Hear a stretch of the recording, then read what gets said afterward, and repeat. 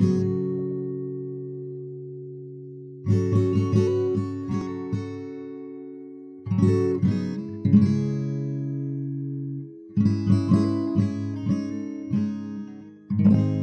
world of fashion forecasting has become a crowded market of late, in part because of the changing technologies that have become available in the past decade or so, and in part because it's a lucrative market, especially for tech-savvy folk who are capable of putting together a solid back-end of services for fashion and fashion-related companies, and for fashionistas who want to get out of the making of clothing side of things and into the B2B side, selling services, selling panning equipment to the gold miners, rather than mining for gold themselves, essentially. Fashion forecasting is a business with three main components. First, they capture data. Second, they crunch that data. And third, they make that data available in useful ways. To capture data, they employ and hire tens of thousands of people to go out into the world and photograph fashion and style as it happens in real life, and in some cases to interview the people wearing the clothing they photograph. These forecasters attend conferences and music festivals, fashion runways and red carpets. They walk the streets of New York City and Paris to see what people are wearing. Their photos and any supplementary information they gather is then added to a database of other photos and information, and tagged with metadata, making it organizable and searchable.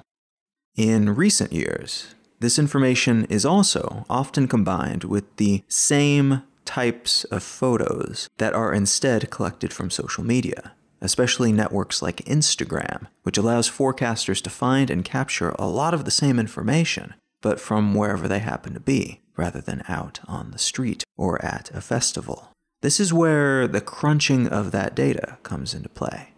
Now that all these photos from around the world, organized by demographics and geographic location and type and time period and color and all kinds of other identifying information is available, it's a relatively simple matter to look at the big picture and make predictions about where things are going next. Some of this involves historical precedents, some involves correlations with other industries and cultural movements, and some is just gut feeling or personal taste. From there, these forecasting companies make this information available in interesting and useful ways. Some will produce free reports that are put out into the world to garner PR, to show what they can do, but also to expand their reach into other industries, to gain new clients perhaps. But most of this information is leveraged for their clients. They take what they've learned about the evolution of denim and where it seems to be going, and they package that information and those photos together for the denim company that pays them to do so. And that packaging is done alongside the presentation of the raw information, the interviews and the photos themselves, which are often available to their clients as a massive searchable database. So these forecasters are coming up with their own sums, but they're also showing their work, allowing their clients to come to their own conclusions using their own formulas, if they so desire. WGSN is a trend forecasting company that focuses on fashion, and by all indicators, they're one of the biggest and most influential companies in this space. But I say that they seem to be one of the biggest players, not that they are, because it's really difficult to tell, as these companies are notoriously close-mouthed about their product and their clients, in part because they want to keep their intellectual property, all of these predictions and the information derived from them, secret, and in part because some of their clients don't want to be seen as being brands that require outside help to know what's going to be in and what's not. They want to be perceived as brands that have their finger on the pulse of style, not as brands that have to hire people who do. So a lot of that information is kept secret. We do know, however, that WGSN and many other companies provide additional services above and beyond mere predictions, and even beyond the library of photos and interviews that I mentioned a moment ago. Among these additional services is a library of tens of thousands of clothing and accessory templates, and these templates represent everything from t-shirts to hoodies to little black dresses and purses. Their clients can take these templates, add a little detail here, a logo there, maybe change the pocket, and boom, new product. This service, and others like it, make the massive price tag on WGSN services, thousands to tens of thousands of dollars a year. It makes the price seem a little more reasonable, as it makes a lot of their clients' work a hell of a lot simpler and a lot more straightforward. It also arguably makes the world of fashion a lot more copycatish and predictable, since a lot of the companies are starting from these same templates. But it's also, at the same time, allowed more small players to enter the industry, since they have this powerful platform and these resources to start from, which reduces their initial overhead substantially. WGSN isn't the only operator in this space, not by a long shot. Other companies like Stylus and F-Trend provide many of the same services: customized predictions, databases of photos, libraries of templates. Other companies operating in this space are free rather than crazy expensive, and instead of having everything behind closed doors, they provide photo databases and blog-style prediction essays to anyone who wants them, often using typical blogging business models to help fund these services: advertisements, sponsors, affiliates, and the like. And again, networks like Instagram and the prevalence of smartphones with cameras has made entering this field, even as an individual, a million times more feasible than it would have been a few years ago. Even if you can't afford to travel to a music festival to take your own style shots, you can still peruse Instagram for photos taken at the event from home, and you can then draw your own conclusions and present your own predictions to the world using free online software and social networks.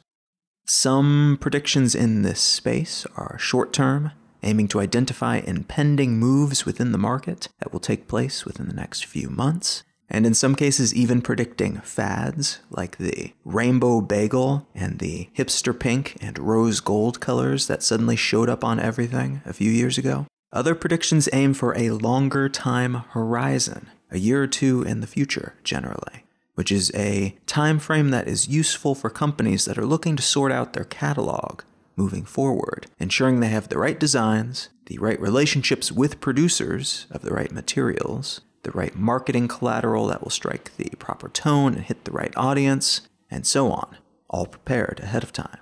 These predictions, by the way, make use of demographic information, like age and location, but also so-called psychographic information, like values and cultural norms.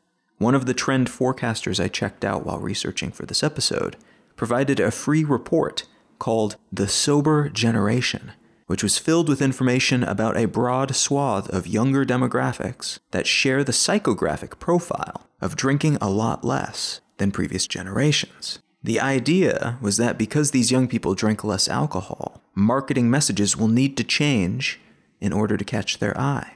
So here's a bundle of data and analysis by our company that might help you do that.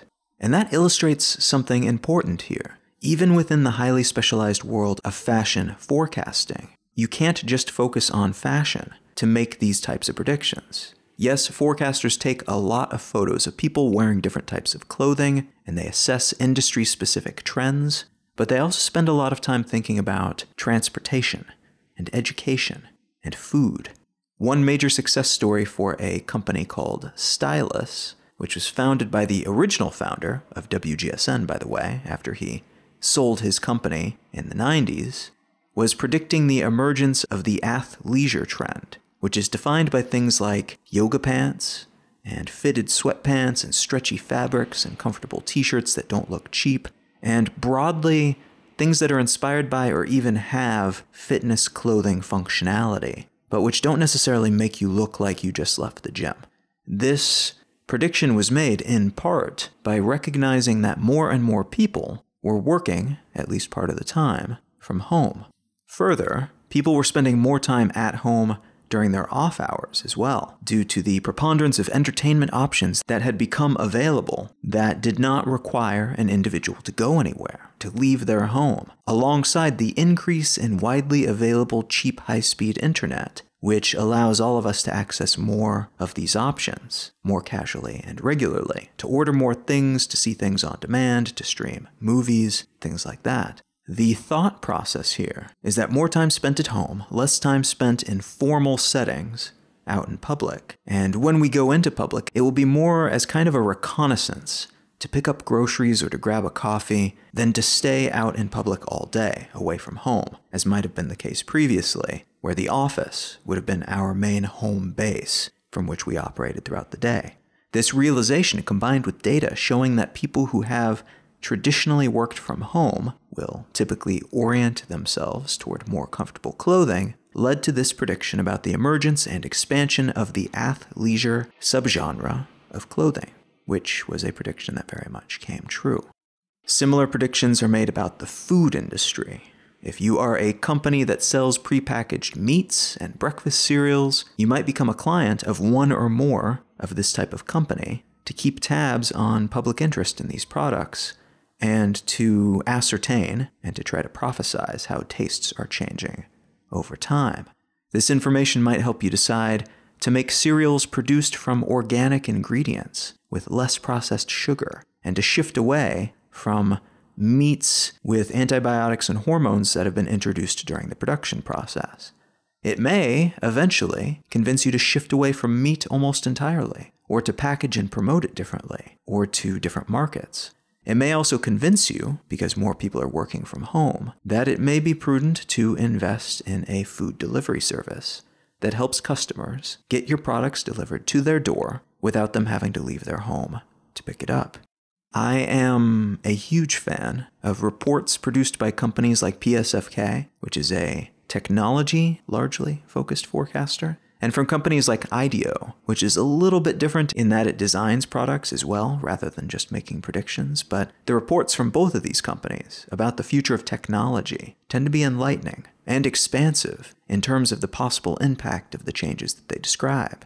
But fashion, food, and technology are not the only spaces in which forecasting is both valuable and lucrative.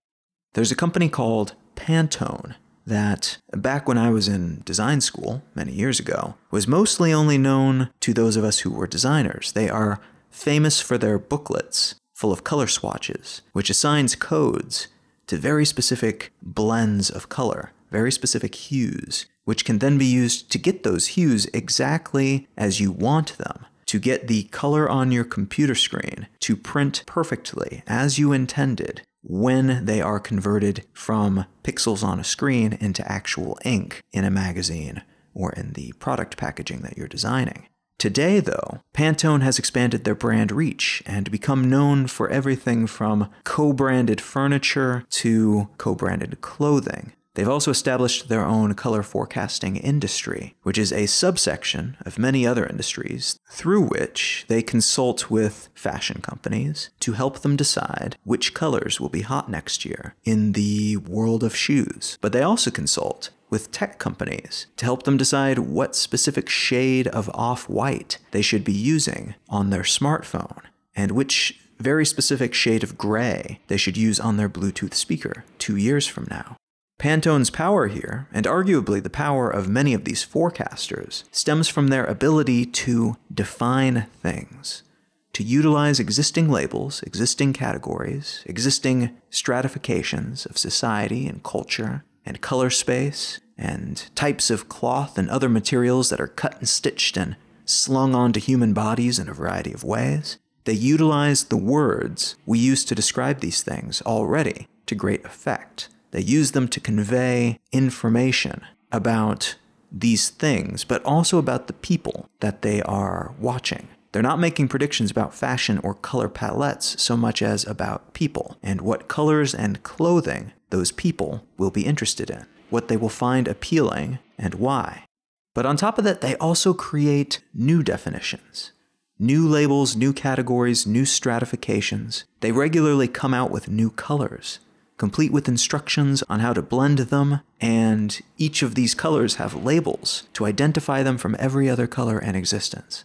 There is power in owning that system of labels and having a reputation that allows you to be a well-respected, sought-out definer of things. Now, there's an interesting sub-discussion to be had here about the bottom-up and top-down aspect of these interconnecting forecasting fields. How much of what happens in the fashion world, for instance, is determined by what these forecasters predict, which then leads fashion companies to make those predicted types of clothes to be prepared for that forecasted future, which then makes that future happen, becomes a self-fulfilling prophecy. How much of what gets sold at clothing stores is determined by what templates are available in these fashion forecasting libraries, and how much is the color palette of next year determined by the gut feeling of a particularly influential Pantone employee. I discussed this a bit in a previous episode from last year entitled Influence Marketing, but in this episode, I want to focus on segmentation and categorization, and specifically the labels without which this entire industry would not exist. Designations that arguably both inform us, making us more knowledgeable about the world in broad ways, but also confuse us, making us at times incredibly ignorant and misinformed, even as we feel more knowledgeable and more informed about the way things are.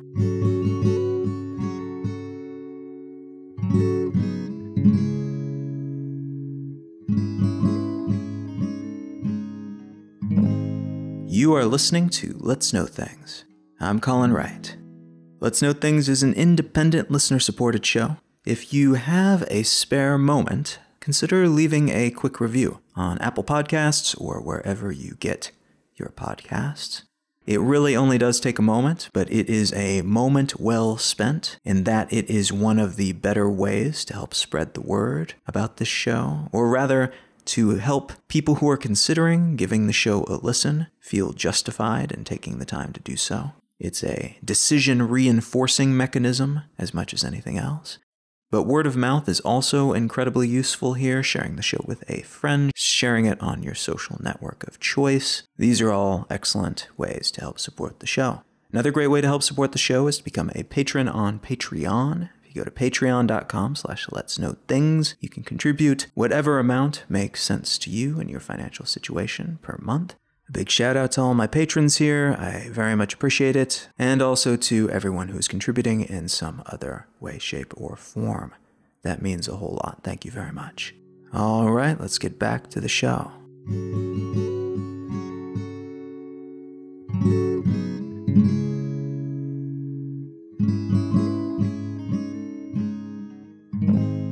The article I want to start with today comes from the New York Times, and it's entitled, "Are You 21 to 37? You Might Be a Millennial." This piece is about, you guessed it, millennials. But more specifically, it's about a recent Pew Research Center report about millennials, which summarizes Pew's findings over the past decade, and which, particularly relevant to the title of this New York Times piece, finds that the average perception of what ages fall under this header is a little bit different from what many scholars on the subject of generational divides have been saying thus far. Specifically, Pew found that folks they surveyed considered those who were born between the years 1981 and 1996 to be millennials. The U.S. Census Bureau, on the other hand, has designated 1982 and 2000 as the cutoff years for this generation.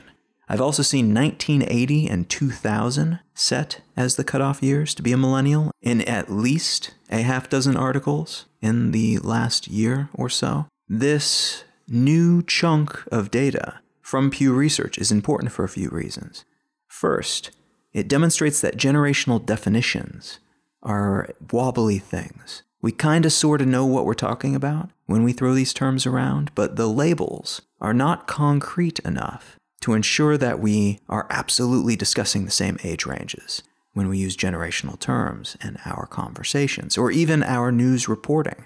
Second, it shows that the work that's being produced on this topic thus far may be pulling information from sources that are using different definitions for the term millennial. I'm willing to bet that if you asked 20 people their definition for the term, you'd get at least a handful of different answers, maybe more than a handful. And that also seems to be the case for the scholarly aspects of this conversation.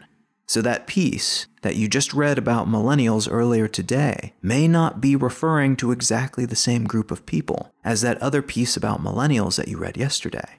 And third, it indicates that as we conduct more formal research into this topic, we will likely be capable of being more precise with our terminology. It may not seem like a big difference, being born in 1980 or being born in 1982, but a lot can happen in 2 years, and a lot of norms can shift in that period of time. The age at which you get your first smartphone, or the age at which you first become aware that there are terrible things happening in the world.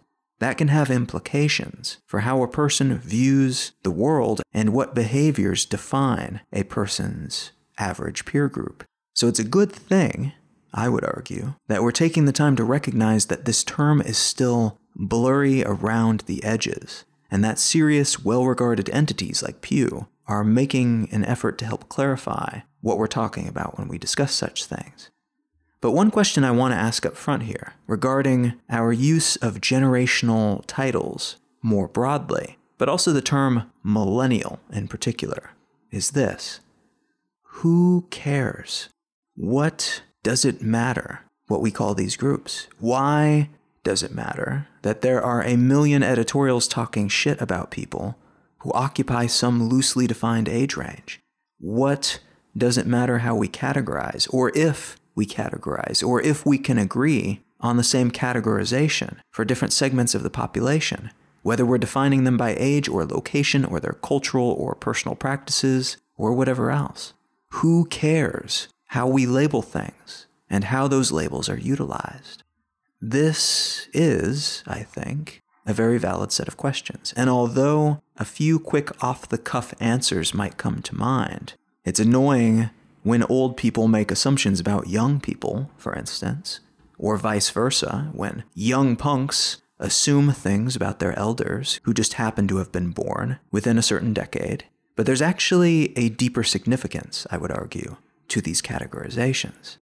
Before I dive into that deeper significance, though, let's take a moment to address the invention of the term millennial, because this term came of age in a very different cultural and media ecosystem than any prior generational label, including the one that immediately preceded millennials, Generation X. The group that is today most frequently referred to as millennials were for a long time called Generation Y, a term that the magazine advertising age coined in 1993, and which the former digital director of advertising age told NPR in 2014 was only intended as a placeholder until we knew more about this group and could come up with a more descriptive label. All they really had to go on at that moment was the assumption that due to the changing world, the emergence of the mainstream computer industry, the very recent dawn of the not yet mainstream internet, the fall of the Soviet Union, things like that, they figured there would be a cutoff point for Generation X, somewhere in there, since so much of what defined Gen X, shifting social values, a dramatic increase in divorce rates, the emergence of cable TV culture, and more specifically MTV music culture, the mainstream adoption of certain entrepreneurial tendencies, but also a degree of political cynicism, that seemed to be coming to an end, or at least it seemed to be shifting in meaningful ways. Two authors, William Strauss and Neil Howie, are most widely credited for coining the term millennial to refer to this new group. In 1987, they made predictions about the age demographic that was born in 1982 and which, at the time, was entering preschool, but which would eventually become the high school class of the year 2000. These authors published multiple books on this subject, including one called Generations: The History of America's Future, 1584 to 2069, and Millennials Rising: The Next Great Generation, the first of which was published in 1991, and the latter of which came out in the year 2000. The term millennial didn't really catch on at first, and there were a variety of other options being tossed around in the media to describe this group. For a while, it looked like some reference to the baby boomers would win out, since this generation was predominantly populated by the children of baby boomers, and were also part of a new baby boom which is to say, a lot more people having babies than on average, but only for a limited period of time. So for a while, we had the echo boomers and the new boomers, though these labels were soon replaced by Generation Me, which was coined by Jean Twenge, a psychologist who thought that this demographic was defined primarily by their focus on themselves. She published a book in 2006 called Generation Me: Why Today's Young Americans Are More Confident, Assertive, Entitled, and More Miserable Than Ever Before. In 2013, this same term was used by Time magazine for a cover story entitled Millennials, the Me generation. Other notable labels that popped up before being relegated to the filing cabinet of categorizational trends that didn't catch on include Generation 9/11, Generation We, the Global Generation, Generation Next, which sounds kind of like a flavor of Pepsi to me, and the Net Generation. All of these labels, you may have noticed, home in on some particular trait, real or imagined, that the coiners of the terms deemed to be not just important, but the most important trait, presumably held by the vast majority of tens of millions of people who, in this case, for most of these stories and labels, lived within the United States, but who also lead very different lives because of their geographies, their economic situations, their cultural backgrounds, their religions, and because of everything else that makes a person and their circumstances unique. I'll get more into that in a bit, but what's important to note here is that although the term millennial seems to have stuck, at least for the moment, this term was not at all destined to win out over all the others. And the meaning with which we've imbued the term varies greatly, depending on who you talk to. So how do words like millennial get their meaning? If you're like me, you've probably had your fill of those millennials are ruining this and millennials have killed that stories. I feel like I had my fill of those 2 or 3 years ago. These headlines seem calculated to inspire outrage and debate, and as is often the case, the content of the actual articles are generally much more moderate and tame and less accusatory. Nonetheless, there is a financial incentive for news and news-adjacent entities that pay their bills through advertisements and exposure to get all those rage clicks, even if it means fluffing up a tame piece about how young people are drinking less than prior generations by using the headline, "Millennials are killing the whiskey industry." Beyond the clickbait causes, though, there's also a collection of industries predicated on perceived expertise about these sorts of things. Some of which include fashion and tech prognosticators, like we talked about in the intro, and some of which are made up of people who want to write a book and jump into the speaking circuit with a newfound career propped up by their confidently shared insights about this new, young, consumeristically desirable age demographic. Some of these people, of course, actually have done tons of research on the subject and have written legit papers and done real work to further their understanding about what societal and other changes we can expect as a consequence of the variables that are influencing the development of young people today. Others, though, are merely using a collection of keywords to amp up their LinkedIn profiles, hoping to fuel a vertical professional leap by saying critical and presumptive things about one group to another group that hopes to profit off of them. And that second group itself typically does not include any decision-making members from the first group, so they are vulnerable to this type of salesmanship. In other words, there is a cottage industry of people who will confidently say things about millennials to non-millennials for money. And this cottage industry exists because the older generation will always be scrambling to understand the younger generation, mostly, at least under the current global economic paradigm, so they can sell them things. This desire to understand this seemingly alien new batch of young people, though, is a fact of life, and has been consistently throughout the ages. It's just taken on a new, frantic pace today, because so has everything else. Communication is more frantic. The way we consume information and news is faster paced. Our ability to gain exposure and talk nonsense, but also to share valuable real data, has been amplified to a huge degree. So although there were also cottage industries of consultants and sociologists explaining Generation X to the older half of the baby boomer generation and to the silent generation, the two groups that preceded Gen X, and which therefore struggled to understand them, found them confounding and frustrating, and assumed that everything good about society would be destroyed by them. Again, pretty much the same as every generation for which we have documentation. Today, that conversation takes place via different mediums, on different platforms, and supported by slightly different business models. One more amplification factor that applies to the term millennial, but not so much to past generational monikers, is the preponderance of filter bubbles and echo chambers that are incentivized and fueled by the algorithms that pervade every aspect of modern life, but most importantly, for this conversation, also help determine what we see online.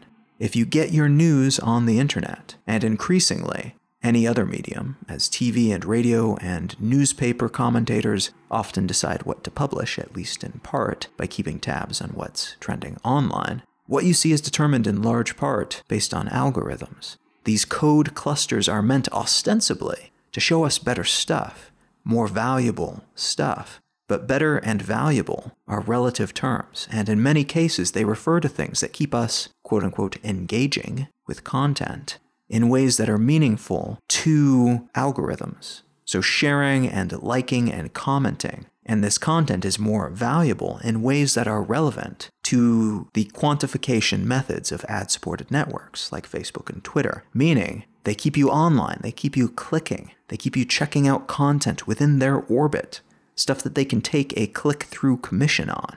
All of this adds up to a situation in which articles that stir up generational animosity and confrontation are more likely to stay in the air around us, swirling and maintaining seeming relevance, even if that relevance is purely emergent from these foundational concerns of clicks and ad revenue, rather than true non-business related meaning.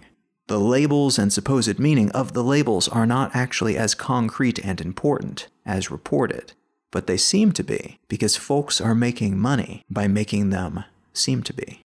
A lot of this sort of thing, what we're trying to figure out with the millennial generation, is actually easier to do in retrospect, though there are problems there too, as we tend to paint these older groups in the annals of history as complete 80-year-old human beings, and all the detail that entails. We then compare the fully lived lives of these older groups to the lives of 20-year-olds who first are 20 and therefore have not had the chance to fully come into their adult selves quite yet, but who are also operating in ways our contemporary methods of data collection cannot quite fathom. We have all kinds of information, including what would seem to be complete life stories from members of the Lost Generation, which came of age during World War I, and the GI generation, also called the Greatest Generation, which lived their young adult lives under the shadow of World War II, and the Silent Generation, which was born around World War II and which therefore grew up in the post-World War era. And even the baby boomers who are shaping the world today more than perhaps any other group, and on whom we therefore have a great deal of information. Right now, though, the millennial generation is still figuring itself out. We don't know what contemporary variables are shaping it right now, today. If you watch the day-to-day news, it's easy to assume that the conflict over gun rights here in the US, the perceived conflicts that we have with Russia and North Korea, the bizarre reality of modern politics, the push-pull between leftist and rightist extremes when it comes to just about everything, the preponderance of always-on, constantly evolving new technologies that, in many ways, eliminate borders, but which, in other ways, emphasize those delineations more than ever before. It's easy to assume that any or all of these things will determine how millennials behave in their 40s and 50s and 60s and onward. But it's impossible to know. Something else could happen that becomes a much more dramatic, important shaping agent. Some or all of these things could fade into the background, replaced by some new horribleness, or some new wonderful development that changes everything. As more fully lived information becomes available, millennials could be redefined as the World War III generation, or the de-weaponization generation, or the borderless generation, or the filter bubble generation. We can't possibly know. So right now, the label millennial is steeped in uncertainty and doubt. It's an incomplete recipe. We don't know what the outcome is going to be. And of course, this uncertainty just pours fuel on the flame of speculation, because it means that all those people who are currently speculating today cannot be wrong. Not yet, anyway. Everything is so in flux that tomorrow's realities will provide them with just as much fodder as today's brazen headlines based on wild, often ill-supported generalizations. And that brings me to another point. Most of these labels, generational labels, but also labels used by marketers and brands to target supposed consumer groups, they're often about as accurate as horoscopes or Myers-Briggs designations, which is to say that so long as they can phrase their descriptions so that they're about 50 to 70% correct for absolutely everyone, they're in pretty good shape. Those who are told a particular label applies to them will typically focus on that stuff that seems to apply and ignore all the stuff that doesn't apply, or reframe their personal situation so that the descriptors seem to apply, even if just a little. We have a bias toward categorization, and particularly self-categorization, which is why it's so much fun to figure out which Harry Potter house we'd be in, which star sign we are, and which generational label applies to us. Even if we know there's no scientific backing to these things, even if we know rationally that there's someone out there who almost certainly is not a wizard writing these horoscopes, and that there are not only 16 types of people in the world, and that the term millennial applies to tens of millions of people who cannot possibly all share the same set of traits, it's still viscerally satisfying to be told things about ourselves, to get our palms read and to get our Myers-Briggs tests graded, to be able to say, oh wow, I'm such a Scorpio, or to be able to say, you're such a typical Hufflepuff. It feels good to take control of the world in this way, because it makes us feel that we understand it, that we don't need to worry about it so much, that our environment is not a confusing mishmash of random happenstance, but rather something that we can identify and categorize and put into boxes and store in well-labeled drawers inside neatly arranged cabinets. It's important to recognize, though, that demography is not destiny, and a lot of the suppositions we make about the variables that would seem to be influential on groups of people will be incorrect to some degree or another when it comes to that whole group, but especially to individuals who are supposedly part of that group. It's logical to assume that an age demographic that's consuming less alcohol will purchase fewer alcoholic products. That's as close to a causal relationship as you can get in this space, I think. But to take that additional leap of logic and say, this age demographic is drinking less, therefore, they will probably spend more money on gym memberships and fitness equipment.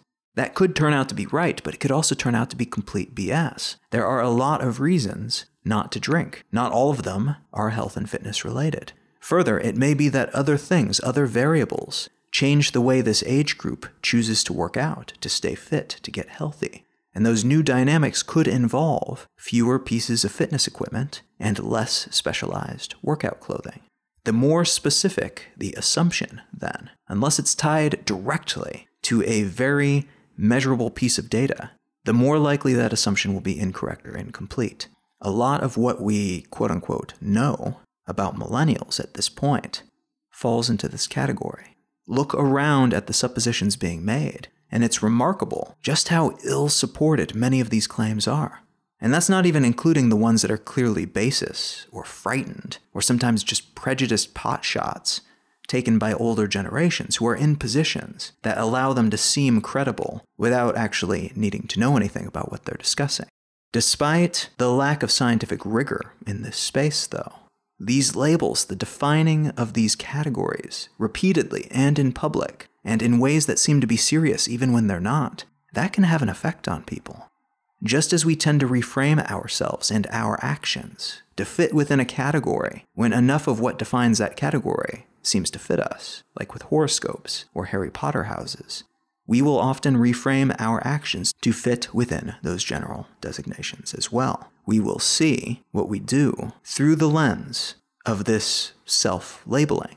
So if you're told that you're part of Generation X, you may start to see some of your actions as fated because of when you were born. All of these variables typically attributed to the shaping of Generation X because of when you were born, because of all the variables that are typically attributed to the shaping of the Gen X generation, rather than as something that you just decided to do, rather than something that was logical based on your own independent attributes.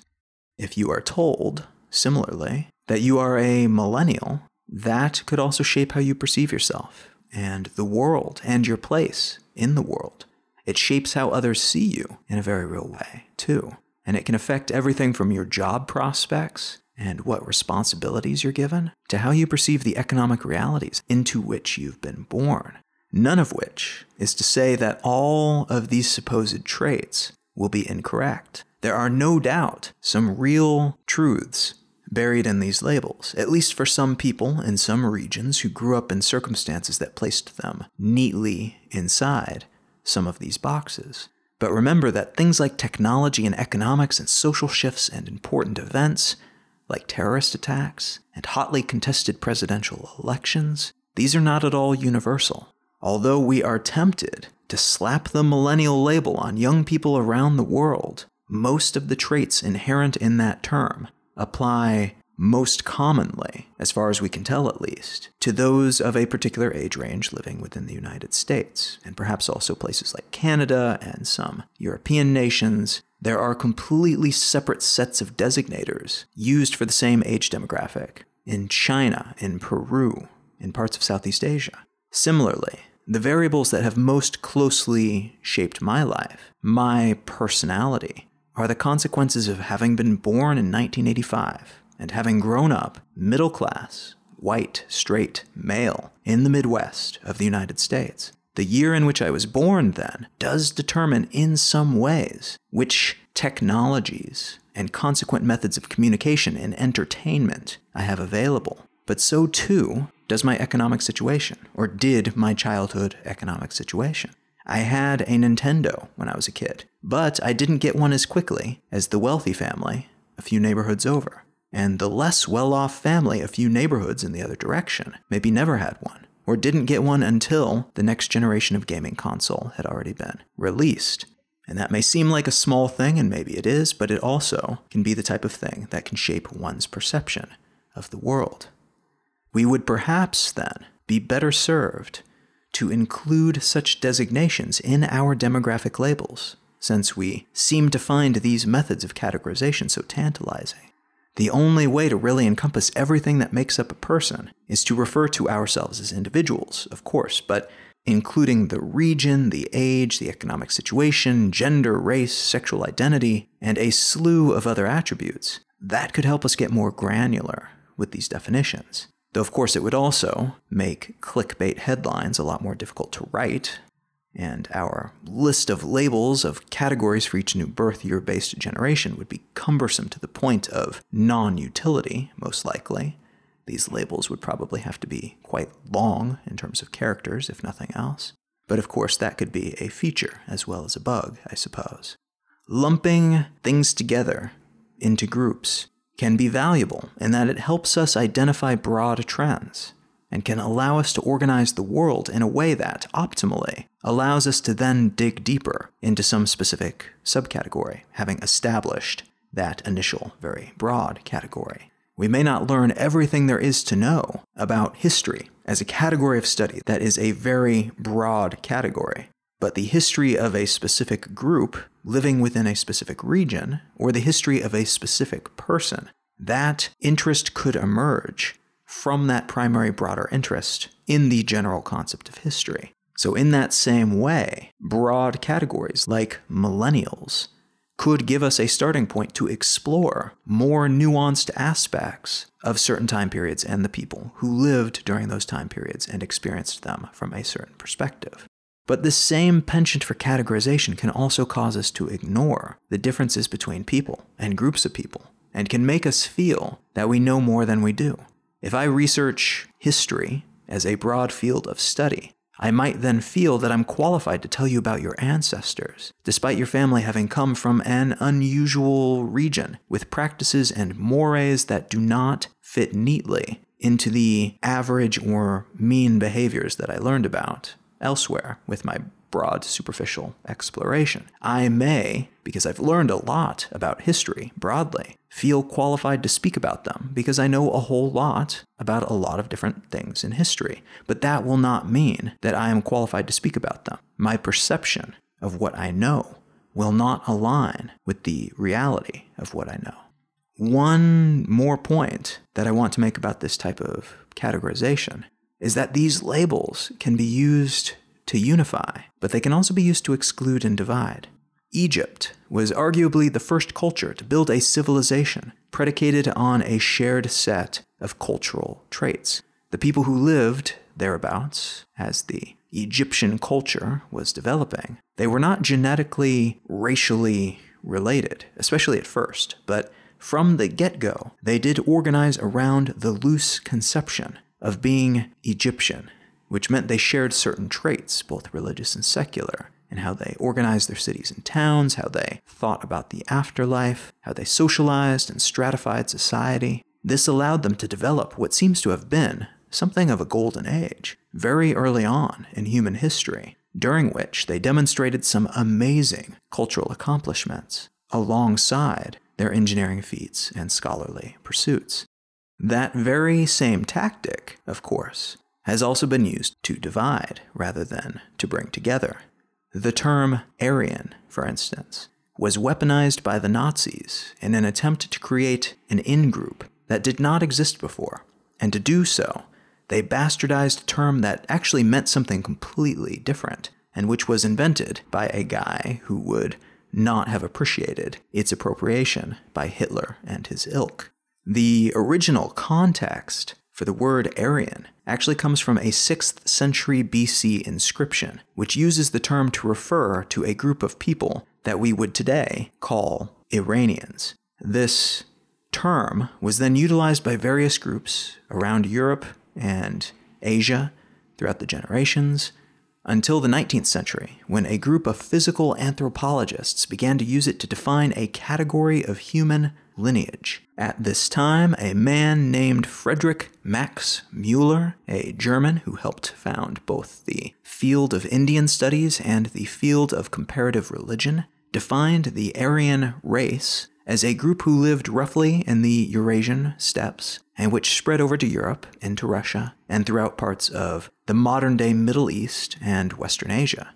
At this time, though, the word race had no genetic implications. He wasn't making a statement about biological lineage or even skin color. The term was used in his field at this time to refer to tribes of people or ethnic groups that shared similar practices, much like the Egyptians that I just mentioned. Unfortunately, shortly after Müller's time, there were new fields of what we would today call pseudoscience, but which at the time was called Theosophy, which was generally paid the same credence as actual science. And Theosophy stated that there were different breeds, for lack of a better term, of humans. And depending on who you asked, there were anywhere from 3 to 7 different types of human, all of which were essentially different species, with the Aryans being one group, and the Mongoloids being another, and the Negroids being another. And these labels were used to identify different groups of people who were bunched together into these made-up categories around the world. The implication here, and one that Müller completely disagreed with, he argued against this term being used in this way, was that the Aryans were biologically superior to all these other groups, that God, perhaps, had created them as a superior race to rule over the other races, because just look at how well they were doing, during this time period at least, compared to these other, in their mind, savage and backward, quote-unquote, breeds of human around the world. Now, knowing that, it shouldn't be too difficult to see how this relatively short-lived idea was rediscovered and reborn under the Nazis to justify, on a biological pseudoscientific level, the elimination of races they didn't consider to be pure and superior like them.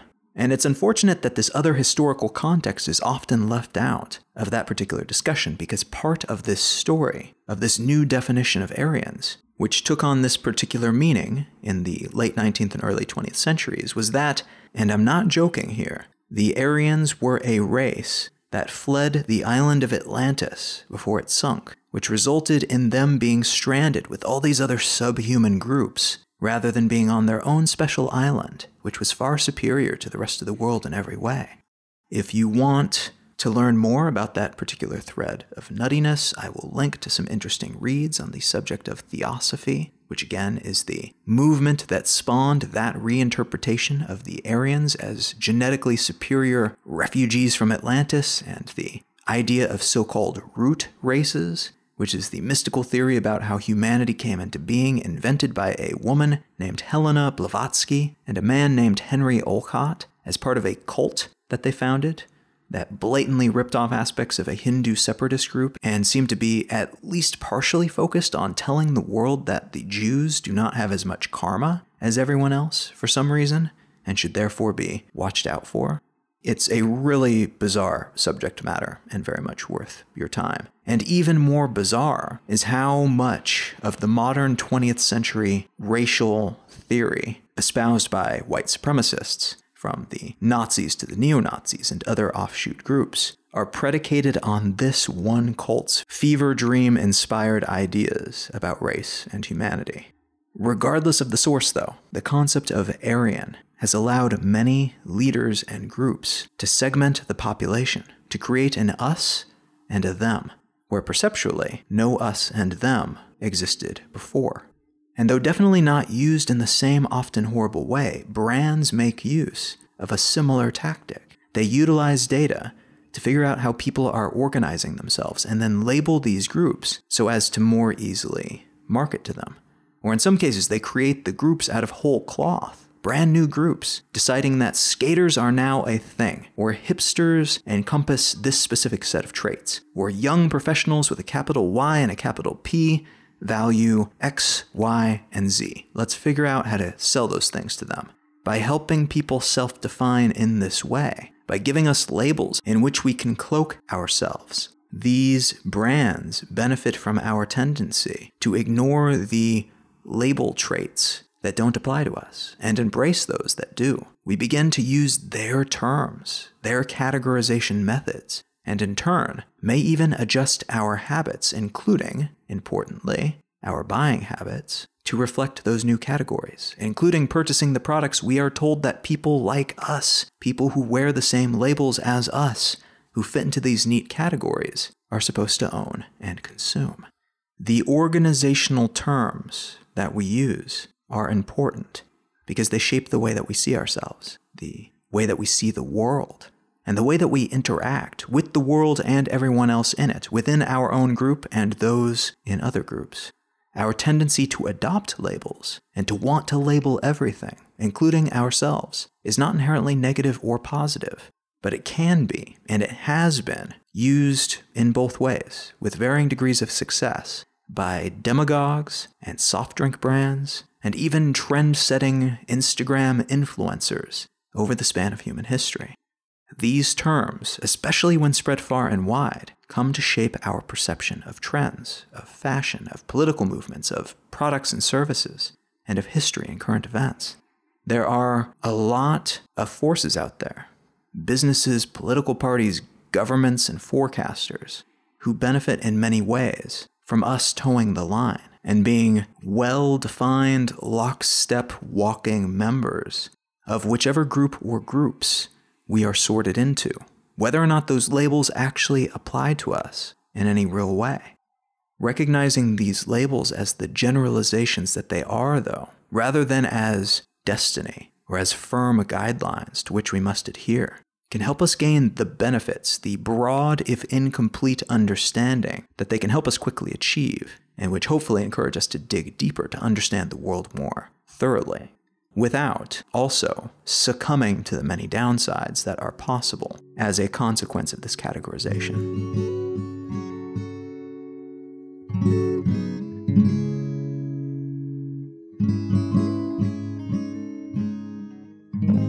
If you are enjoying this show, consider becoming a patron at patreon.com/letsknowthings. You might also consider leaving a review up on Apple Podcasts or wherever you get your podcasts, or sharing the show with a friend or family member who you think might enjoy it with your social network of choice. Any and all efforts in this regard are very much appreciated. Thank you so much to everyone who is contributing monetarily, non-monetarily. All of these efforts, whatever shape they take, help ensure I can take the time to make this podcast each week. So thank you very much for that. The book that I'd like to recommend today is actually an audiobook. I've been listening to it as an audiobook anyway. It's actually a collection of lectures from the Great Courses series. So you can get it from the Great Courses or you can get it from Amazon. It might also be available elsewhere if you look around. But it's entitled The Other Side of History by Dr. Robert Garland.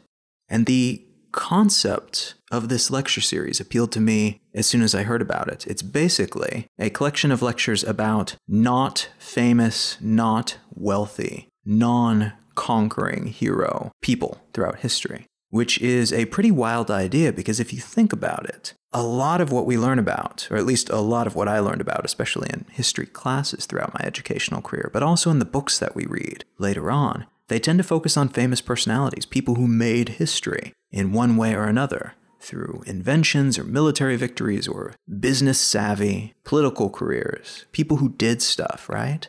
This is a book about people who did not do stuff, or rather they did not do things that are commemorated in history books, in documents, but they lived life, they existed, and they had children in a lot of cases, so a lot of us are descended from this type of person. We are not all descended from heroes and kings, we are descended from these people who lived on the other side of history. And so what this series is about is what everyday life was like in a bunch of different cultures. The ancient Greeks, the ancient Egyptians. Actually, that piece in this episode about Egypt was inspired by this lecture series, discussing what these people ate, what kind of work they did, how they spent their time, what relationships were like, where their traditions, some of which still exist today, stemmed from initially, the circumstances in which they lived, their environments. So it's all very fascinating. Whether you're already a history buff and this kind of stuff just appeals to you automatically, or if you're somebody who's just looking to fill in that particular